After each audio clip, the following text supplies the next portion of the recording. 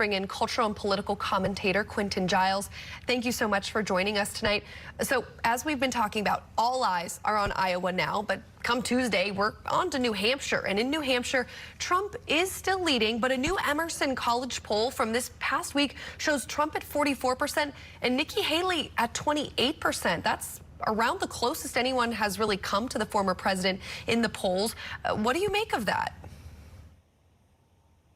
You know, thank you for having me. What I make of it is that Nikki Haley is doing what she needs to do to come into second place. It has been a clear run for second place between Vivek, Ron DeSantis, and Nikki Haley, and Trump is the clear front runner, but Nikki Haley is actually doing what she needs to do to stay competitive. I do think it's interesting that the Iowa Republican Party is trying to ensure that there is no contesting of the election results when it is their party themselves that are mucking up the waters in whether or not Americans actually believe the results. So I would say kudos and applause to them for actually taking the time to have some more transparency, but it is also a tad bit hypocritical that they are putting so much effort into that when they are the ones themselves that are sowing the doubt.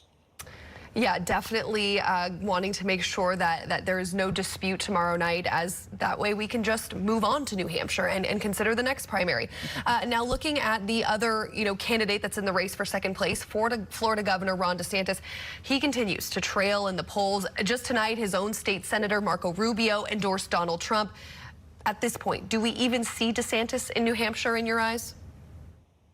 You know, DeSantis actually has to show up in Iowa for us to even see him in New Hampshire, because DeSantis has very much put his entire campaign on Iowa, traveling all of the counties, doing the full Grassley, as they call it.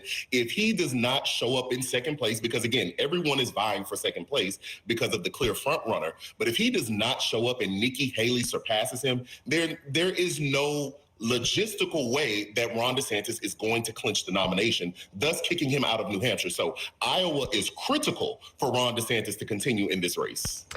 Yeah, he said in interviews he's in it for the long haul, but as you said, a lot of people have pointed out it looks like the path forward will be really difficult.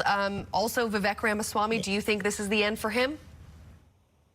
You know, Trump actually, I think, dealt Vivek a death blow recently. Vivek has been running what some seem to see him as either wanting to be vice president, which I think was a far stretch, or at least obtaining some type of cabinet position in the potential Trump administration. However, with Trump coming out on Truth Social, basically calling Vivek a fraud and saying that he's not really MAGA, I think Trump has delivered the death blow to him, because when we see the similarities in the type of voter that is supporting of Vivek Ramaswamy, they are also supporting a candidate like Donald Trump. Yeah, good point there. Now, looking ahead even further, Donald Trump said this week in a Fox News town hall that he'd already picked his running mate. Now, we did see South Dakota Governor Kristi Noem and Representative Marjorie Taylor Greene hold events in Iowa for Trump in just the last few days, and Iowa has been known to be kind of a VP proving ground of sorts. Who are your suspicions right now for that pick should Trump get the nomination? Yeah, I don't think it's going to be Marjorie Taylor Greene. Let's just be very honest. The way Marjorie Taylor Greene chooses to conduct herself in person and on social media, I think it would prove politically toxic to the ticket in a general election. Maybe in a primary, it's great for Republicans, but in a general election where both sides really have to get moderates and independents in order to win the election, I don't think that's a viable candidate. Who I'm really looking at is Elise Stefanik in the House of Representatives. She's a very intelligent woman, and she is in Republican leadership. She's one of the highest women in the Republican leadership establishment in the House. And seeing a lot of her comments lately, seeing a lot of the interviews that she's doing on cable news and her vehement support for Donald Trump, I think that if he were to pick a woman, I think that she's probably favored to be that woman that he would pick. She tests well with the base.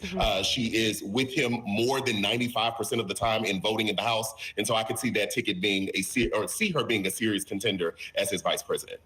Interesting, and love to put all the pieces together. We still got a little bit of a ways to go to that, but thank you so much for joining us, Quentin Giles. We hope to have you on again to speak with us. Thank you for having me.